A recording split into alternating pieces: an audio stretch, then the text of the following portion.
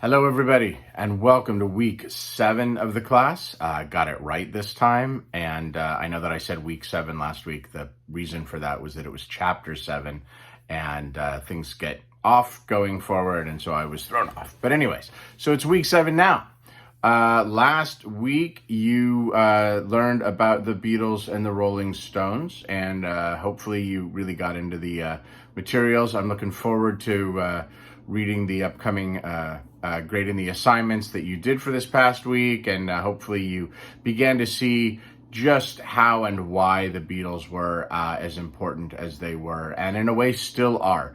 The bands today still have to deal with the legacy of the Beatles, their work, what they did as artists, what they did as musicians.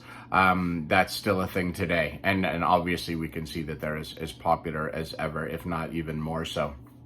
And then you learned about the Rolling Stones, who I said was the greatest American band that happened to come from England. And so you could see why they are two very different bands with two different sets of influences, things that they were passionate about. They did become friends. If it wasn't for the Beatles, the Rolling Stones may not have ever even written original songs, and that is the truth. Even Keith Richards says he owes their career to them. And now we're going to expand and flesh out this same time period. So you've noticed, maybe, hopefully, that we've been in the 60s for a couple of weeks now, and we're actually going to be in the 60s, kind of bouncing back and forth, 50s, 60s, 50s, 60s for quite a while, because it was such an important decade and so much happened. You know, rock and roll really just got started in the second half of the 50s. Of course, we had rhythm and blues and everything in that. And then by the time you get to the 60s, you know, you've got soul and Motown, and you've got teen idol pop, and you've got surf rock, and you've got the British invasion. And that's going to continue through. We're going to learn about that. In fact, you're going to learn more about that this coming week. So hopefully you're keeping up on everything. I know there's still some folks that aren't,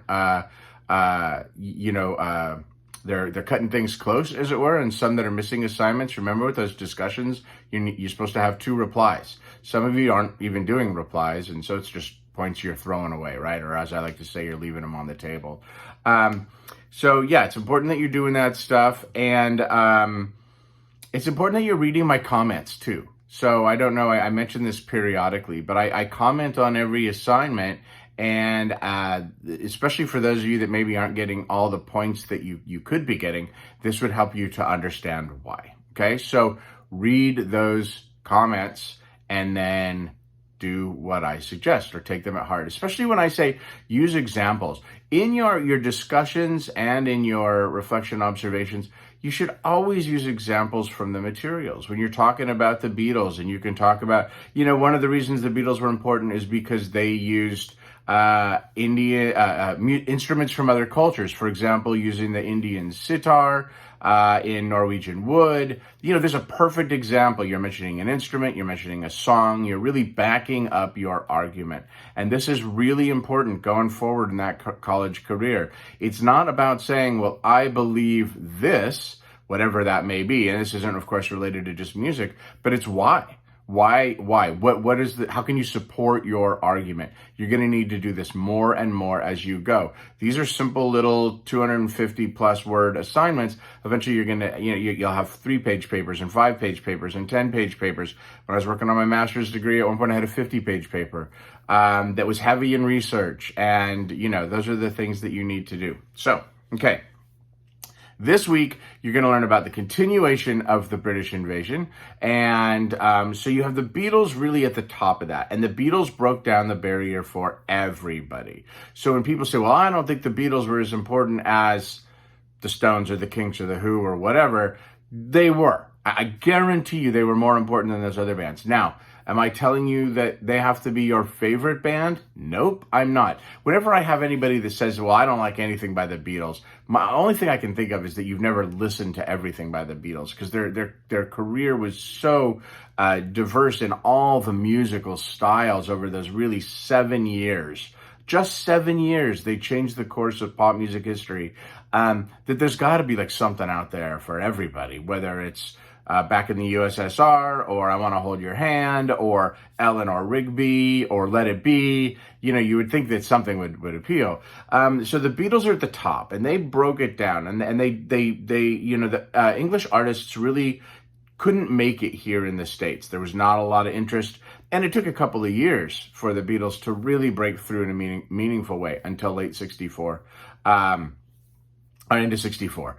And so then they break through, they get on TV, they get on the Ed Sullivan Show, they really change the game. And that opens up avenues for tons of bands. Now, the main three are the Rolling Stones, the Kinks, and the Who, but there are a bunch of other British bands, the Animals and Herman's Hermits and many others, the Zombies, a lot of bands that never would have made it. We might have never known who they were if the Beatles hadn't opened up those doors. And what happened was everybody became so fascinated with everything English, right? So they wanted British bands. That's what they were really craving. And so it opened up those doors and they came through. So you have Beatles at the top, then you have the Stones, the Kinks, and the Who. And those are really the three underneath there. Very different bands, very different paths, different levels of emphasis and influences. One thing important to remember with all of these bands, and most, if not all of the bands that you're going to learn about, at least for still a while in the class, is that they all started off as cover bands. They all started off learning the songs of other people, and then eventually realizing, if that's what they wanted to do, hey, if I'm going to keep making a career of this, we have to start writing songs, and then things go from there. So you have the Stones. We learned about them last week with the American influences, particularly heavy and blues. With the Kinks, they liked American rock and pop, and they started off as a cover band, and they were probably the most English of the bands in terms of their subject matter and what they wrote about. So here's another interesting thing. With the Beatles, you have 4 songwriters, 3.5. Ringo wrote a little bit, but you technically 4. With the Stones, you had 2, with Mick Jagger and Keith Richards primarily. With the Kinks, you have 2, Ray and Dave Davies, who are brothers, and so you're going to learn about them and read about them. Great songs, great music, and lots of interesting changes through them. And you could always watch these changes through these bands. It's fascinating. The Kinks were really the ones that got with You Really Got Me. I mean, that laid the foundation. We'll learn about that coming down the line for heavy metal and hard rock.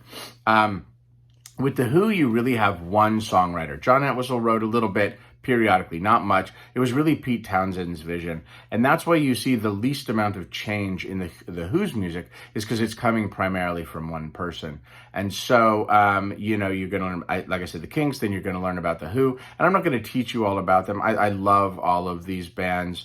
I'll tell you right now that I love all of them. They're all great. My personal favorite is the Who. That is my favorite British invasion band. It's just, I don't know, they just hit it on a different way. I think Quadrophenia is probably one of the greatest albums ever made. I love Tommy. I love, there's a whole story. I mean, you could do a semester on any one of these bands. So, and then through that, it's gonna explode from there. You're gonna learn about the Mersey sound, which was like Herman's Hermits, and even the Beatles really kicked that off. You're going to learn about mods and rockers. Rockers were British youth that were very much into American rock and roll. So they dressed the part. The Levi's, you hear it sometimes referred to back in the day as dungarees, but Levi's, t-shirts, leather jackets, they rode motorcycles, drank beer, that whole kind of American rock and roll ethos, that James Dean look. And then the mods were still short for modern, and they were more into modern music. Now, at the time, remember that rock and roll is very short history, and so modern music would be like soul and Motown and the Beach Boys and other things. They certainly liked the blues as well, and rhythm and blues and everything, but they were really into that. They tended to dress nicer, suits, ties. They rode scooters, Vespas, more. They were more into amphetamines and the like than where, the rockers were more into drinking and everything. So the Kinks and the Who came out of the mod scene, or connected with the mod scene early on, before they continued on in their path and in their journey. And then you're going to learn about what the book calls the British blues revival bands, and that's a little bit of a misnomer, but it's the how do I say this? The British blues revival. It's not a blue. It's a British revival of American blues. Let's put it that way. Okay, does that make sense? So there was this almost cultish, fanatical audience for American blues, and many bands came out of this, and many artists, people like Eric Clapton and such, that loved American blues, and that's all they wanted to do was play American blues and play it authentically. But then they started to expand as the music started to change in the later part of the 60s. Some of them also realized that if they wanted to do what they were going to keep doing, they were going to have to write songs, and they couldn't write American blues songs. But if it wasn't for these British bands, we might not know who these British artists were. And in fact, the same goes for rock and roll. You're going to have questions related to that.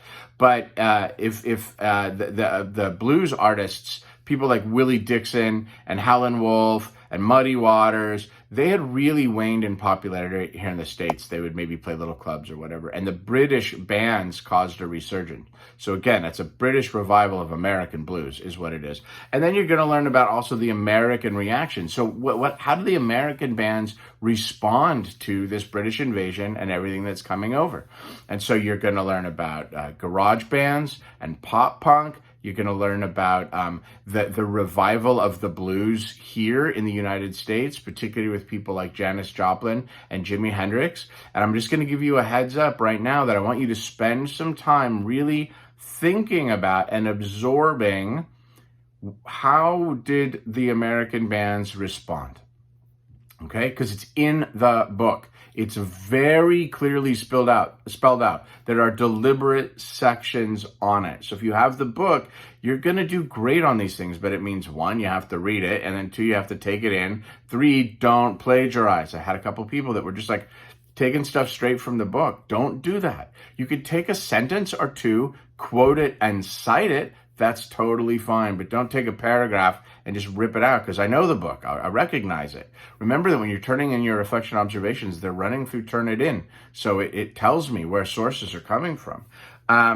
So take the time. Once again, if I ask you, are there any current examples? Again, let me define current. Current means right now. So I will give you the leeway of, say, within the last year or 2-ish, something like that. I'm a little flexible. But I don't want to hear about a reference that's 5 years old or 10 years old or 20 years old or whatever. So if I say, are there any current examples of, and I can tell you that if I ask you that question, there are current examples of it. And if you don't know it, go find it. Okay, because they are out there. I guarantee you, or I wouldn't ask you that. Okay, I think that's it. Hang in there. Keep doing good work. I think spring break is a couple weeks away. We've now got the time changes happened last week, and we're in spring. So all sorts of good things.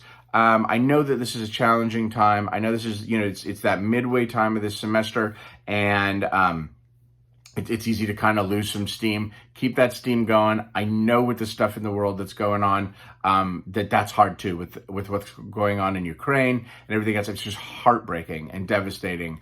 And, do what you can, donate if you can, but also keep track of your world, because there's things that we can control and things that we can't control. And so sometimes we have to sit down and realize what that is, right? And we can't take on the problems of the world. The challenge that we have now is that with social media, we have access, and the 24-hour news cycle, we have access to all information all the time. And of course, a lot of it's skewed to whichever side you choose to believe. So it's even hard to find objective things. But it's important then that you manage yourself and your time well, and that you shut the things off. Maybe even leave Instagram for a while, or Facebook or TikTok or whatever, or if you can focus on the positive things. So hang in there. Do good work. I'm here for you if you need to reach out. We'll talk soon. Bye.